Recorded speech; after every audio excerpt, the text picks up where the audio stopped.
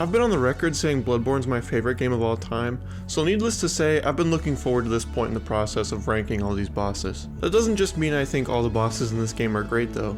In fact, I've actually annoyed some fans of this game with my takes on some of these bosses. So don't expect this to just be a bias-filled mess of Bloodborne glazing. I do love this game, and yes, this is all just my opinion, but I believe this list is mostly fair based on my experiences. Anyway, no need to drag out this intro. You know why you're here, let's get into it.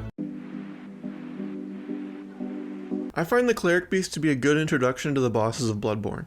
It does a good job of telegraphing its attacks to allow new players to react to them while also demonstrating how much faster Bloodborne is than any FromSoft games preceding it. It also teaches you that when it comes to large beast enemies, that sticking your face between their butt cheeks is a winning strategy. I also don't have too much of a problem with the arena. I think some people find it to be too thin and it makes it difficult to maneuver around the beast, but I think it's good that it forces you to get up close, because otherwise, I think it might be too easy to completely stay out of danger the whole fight. Teaching the player to be aware of the arena as well as the boss is a good thing to get to early in my opinion. My only real problem is the camera, and that's not a problem that's unique to the Cleric Beast.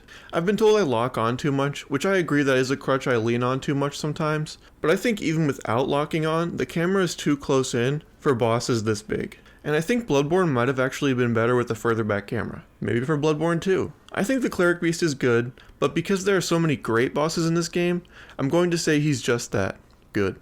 Beasts all over the shop. You'll be one of them, sooner or later.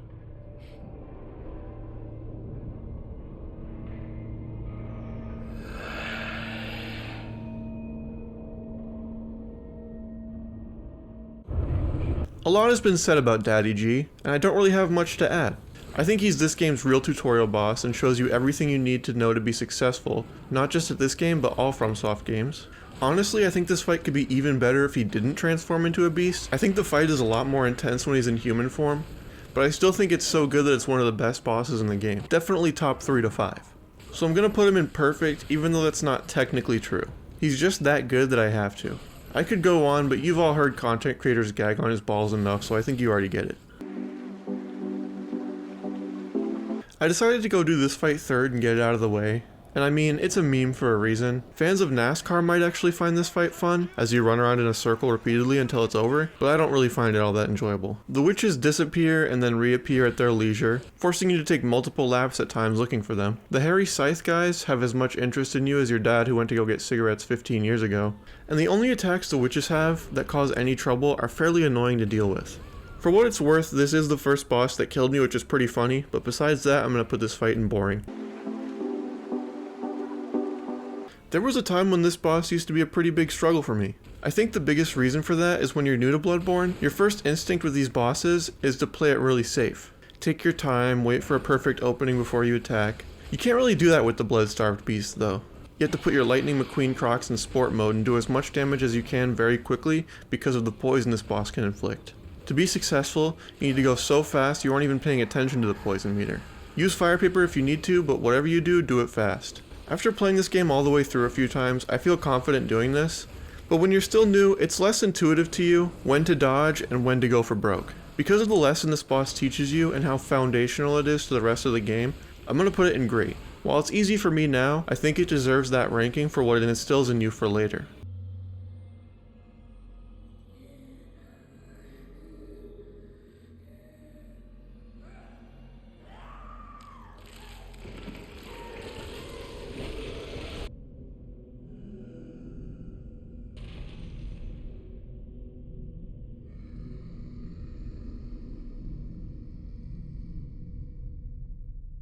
Is it Vicar or Vicar? I've heard people say it both ways, so I'm not sure. Either way, I think I have a lot of the same problems with this fight as I do with the Cleric Beast. Because of the nature of the boss, you need to be up close and on its side or behind it, if you can get behind it. And because of this, it can be hard to tell what the boss is doing at times. And on top of that, she kinda has these attacks that are like fake outs that look like each other, so it can be easy to get caught off guard thinking you're safe when you're actually not. Aside from these two issues though, I still find I have fun with this fight and think it's really satisfying when you break one of her limbs and get that bonus damage. I'm gonna put her in good with the Cleric Beast because I think they have a lot of similarities. So if you've seen my Bloodborne video, you know that I lumped the shadows in with my least favorite section of the game. Going in, I was really trying to see if maybe it was my fault and I was just doing something wrong and maybe it's just more fun than I remembered. Unfortunately though, I still don't find this to be a fun fight. When you have a gank fight, you need to have an effective way to separate them and be able to get safe hits on just one of the enemies. The problem with the shadows for me is the best way to do this is just to play Ring Around the Rosie around this giant tombstone. And even that doesn't work all that well because these guys like to stick together. Spending so much of the fight just running around this big thing isn't that enjoyable to me, plus I find the giant snake summoning attack to be annoying later on in the fight. After saying all this though, I don't find this fight to be frustrating or bad, just not enjoyable for me and my playstyle, which is non-stop aggression. So I'm going to put it in below average. I'm not offended or annoyed by it, it just forces me to play in a way that I don't enjoy.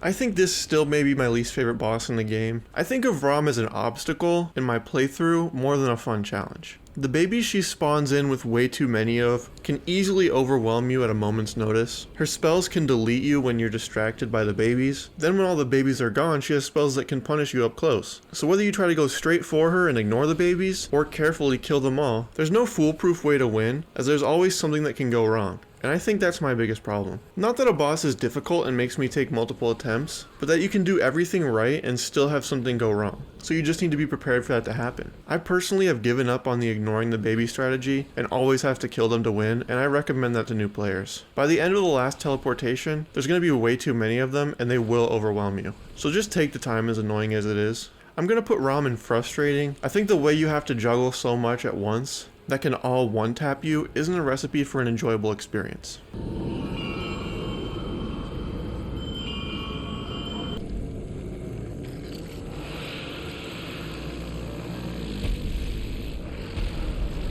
This is just a Tower Knight again, but gross. The main idea here is to kill all the sorceresses on the walkway above the arena so you can fight the thing one-on-one. I used to think this was actually the Tower Knight but better, but I don't know now. The one Reborn is so uninteresting once you kill its minions that I might actually like the Tower Knight better. They both are easy, but at least the Tower Knight makes you heal yourself if he hits you. Because of Rally, you can just keep swinging at the one Reborn until you run out of stamina. The only thing you have to look out for is the barf attack, which can be tricky because, again, this is a giant beast enemy that makes it tough to see what it's doing at times. I think I'm going to put it in bad because it doesn't have many redeeming qualities, and it's really easy. I was not prepared for this fight to actually give me trouble. I'm used to forgetting about this guy and then coming back super over leveled and smashing him into a fine paste. But on New Game Plus, and fighting him around where you're actually supposed to do this fight, it can be pretty tough. Your biggest obstacles here are going to be the camera and its hitboxes. Because his arms and legs are so spindly, and he loves to flip around the arena at Mach 5, it's going to be difficult to consistently get a hit on him. He also has an AoE because fuck you, and it hits like a semi. So even though the camera was a struggle for me to deal with, I actually really enjoyed this fight. Maybe it was just because this fight was novel to me that I had to fight it at its intended difficulty for the first time ever really, but I had a really good time. So good that I'm going to put this fight in very good. Maybe I'll regret this later, but I had a good time with it. We shall not abandon the dream. No one can catch us. No one can stop us now. While most bosses in this game, I can see where there was an idea and they thought it could be a fun challenge even if the execution wasn't perfect, I can't say the same for Micolash. To be honest, this version of the boss shouldn't have made it out of the idea phase. Chasing the boss endlessly until you can fight him, where he has just 2 overpowered moves and literally nothing else, there are better ways to do the annoying asshole boss trope. Have him team up with a powerful beast you have to fight, or have him turn himself into a beast. Or even just have him use the fact that you're in a dream to take you to an alternate reality where he's a formidable opponent. Basically anything besides this would have been acceptable. I'm putting this boss in bad because it's just such a terrible idea and it was never going to be fun. Which is why I consider poison knives to be a totally valid way to win this fight.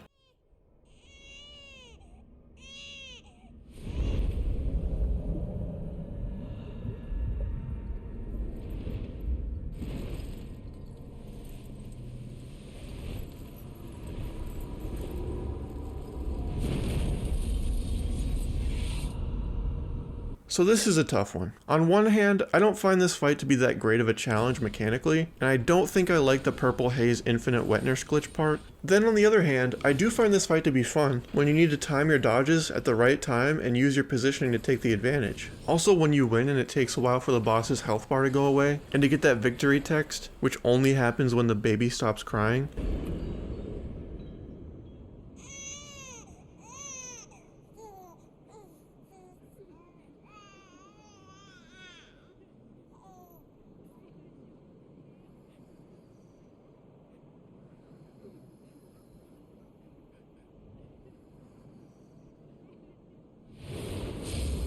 That's powerful stuff. Incredible storytelling using nothing but a sound effect, and the tension of not knowing if there's going to be a second phase or if the game's frozen, then realizing what that time was meant to indicate. So because I enjoy this fight and the emotions it makes me feel, I'm going to put Mirko's Wet Nurse in very good, which some people will probably say is too high, but it feels right to me and I'm the one typing on the Google Doc. Here's another pronunciation problem. So I've heard some people say amygdala and some people say amygdala, but I like amygdala better, so that's what I'm gonna say. As for the fight, I kind of forgot about this one because besides going for the platinum, I basically always skip this guy. Fighting it on New Game Plus reminded me why I always skip it. You can't really rely on the lock-on for this fight, which is fine and I actually think would be a good thing to force players to learn in a different fight. As for this one though, it's just an annoying mess, because like many others, it's hard to keep track of what the boss is doing because of its size and reach. Then because he's so spindly, the strategy to win is either to attack his arms until you get the damage bonus, then attack his head, or just focus on the head the whole time baiting out attacks to get opportunities. Because it can be so difficult to get your attacks to land, it leads to a long fight with a lot of running out of damage range, sprinting back into damage range, then whiffing or getting 1 or 2 hits in. I'm sure people who are much better than me don't have a hard time reading what he's going to do, but I just see a mess of arms flailing around and I can't tell the difference on most of his attacks. I'll put him in below average next to Shadows of Yharnam, because that's the other one I think people are going to hate me for. So fun fact, this was the fastest boss I beat. Less than 2 minutes from the bonfire to the boss being killed. For this fight, they decided they wanted to have a group of the easiest enemies in the game swarm you, as you have to kill one of them that has a bigger health bar and gets giant halfway through the fight. It's really easy, and while I will put it in boring because it's so easy, I'm glad they didn't choose a more annoying enemy to make you fight here.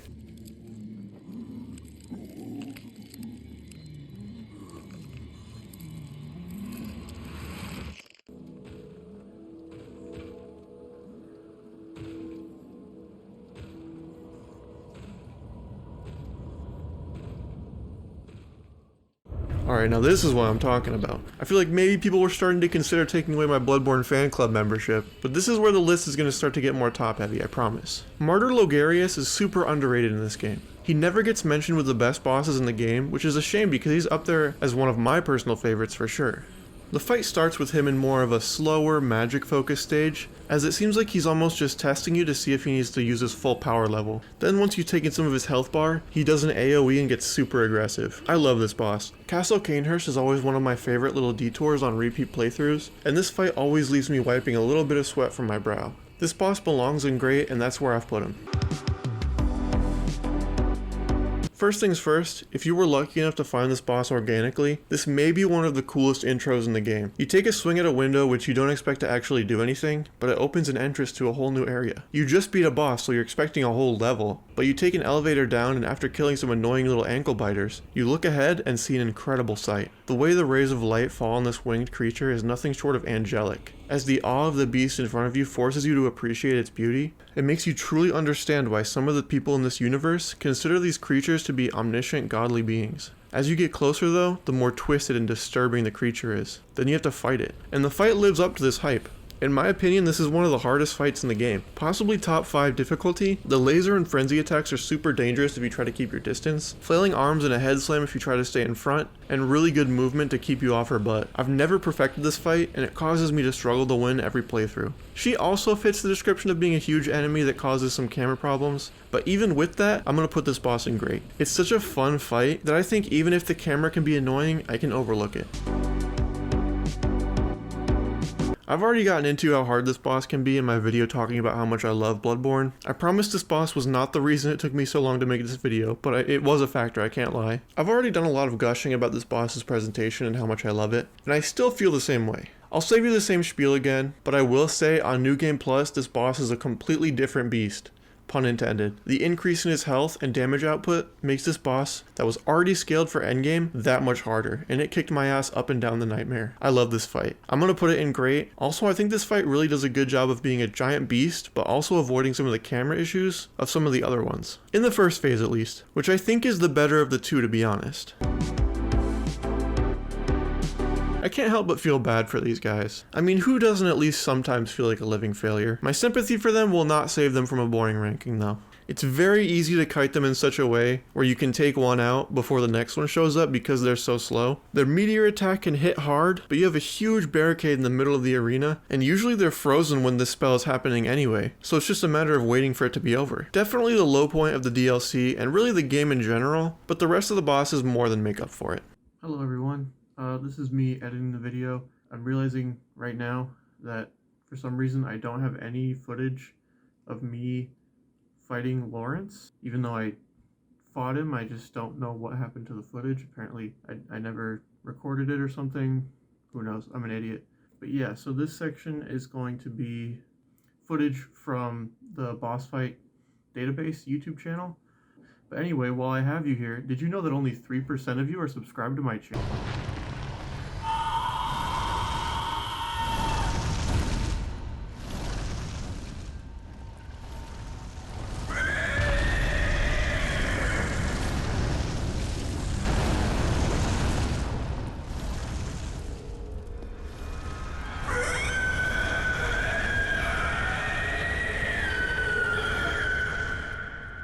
I've never figured out the second phase for this fight. When he's leaving a pool of lava behind him, attacking at his sides and in front of him, I just don't know what the best strategy is besides just doing my best, which is fine with me. It just makes this fight a lot more unpredictable than a lot of other ones. That being said, I still find this to be a good fight. I like that it takes a boss you fought earlier in the game and alters it to change the formula on you and make it much harder. Some people may say it's just laziness to reuse an old asset, and while I agree, it would have done more service to the lore to have a unique, cool boss for a character that's supposed to be so legendary, but I do think the way it makes you feel confident at first that you could beat the cleric beast because you fought one so early in the game, just to add explosions to its regular attacks, then that really tough phase 2 to force you to respect it. While not being my favorite in the game, I think it's an improvement on a boss I already considered to be good, and for that reason I'm going to say it's very good, just one step above.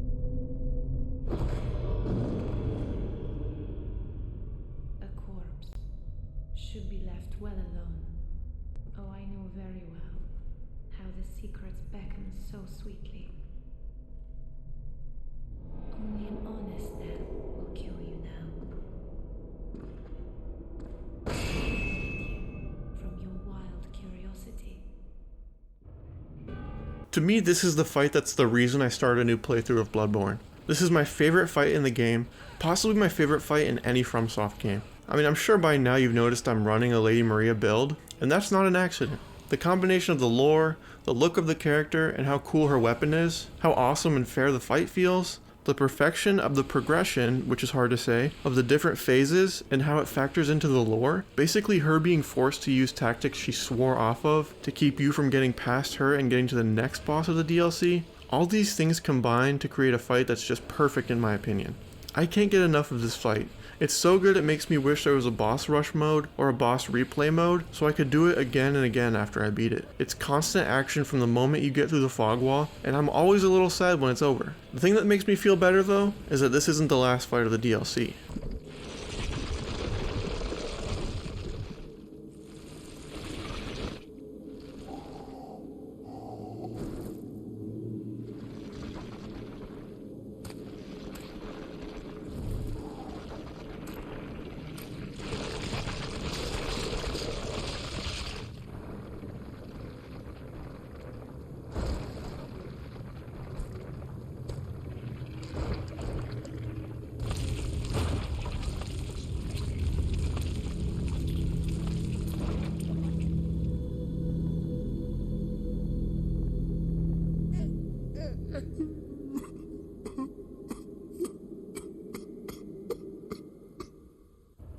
Orphan forces you to get into a perfect rhythm to be able to beat it. If at any point you lose your flow state, you can easily find yourself dead from a combo that can catch your roll spam and heal attempts. With the constant aggression that this boss puts on you, and how well it can combo you up, this feels like the culmination of the rest of the bosses in the game, and an awesome test of the abilities you've gained throughout the game. This is also a boss with a really good second phase, where it just becomes a harder and more visually impressive version of the first phase. I also think this may be one of my favorite arenas, in certainly this game, but possibly any FromSoft game. I think it's beautiful with the ships in the background and the sun shining through the clouds. Also the fact that you can go out into the water during this fight makes it feel really cool to me. For all these reasons, I'm going to put this boss into perfect as well. I think it's the peak form of a Bloodborne fight, and is a great mix of fun and challenge.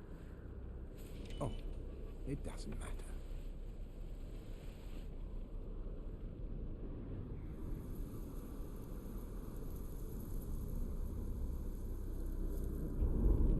It always comes down to the hunter's helper to clean up after these sorts of messes.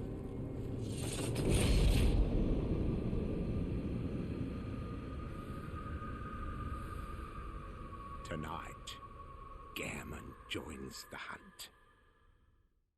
And speaking of a great challenge, Gehrman feels like the gatekeeper of winning the game, and has every trick in the book to keep uppity hunters from challenging his authority. I think along with Lady Maria, he has some of the best lore in the game, and it feels like you're really fighting someone that has a mastery of all the tools you have, plus some extra powers to keep the odds on his side. I feel bad this is kind of like Gascoigne, where I really don't have much to say about him that I think hasn't already been said, and also like Gascoigne, I'm going to put Gehrman in perfect. I think this fight is a good endgame parallel to that fight, and while being better and more difficult, it also doesn't feature a creature phase, which in my opinion makes it better. So they took a perfect boss and made it perfect-er.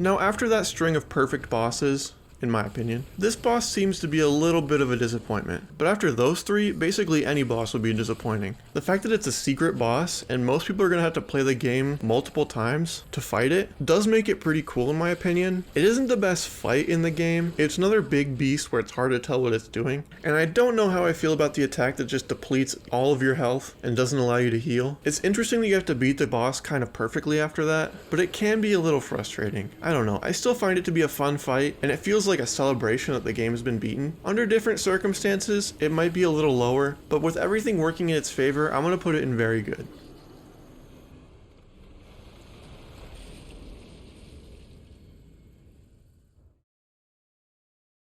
So here's how the final ranking looks.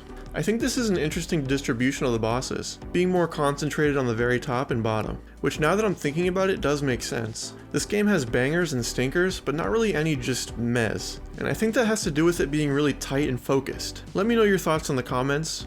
What do you like? What do you hate?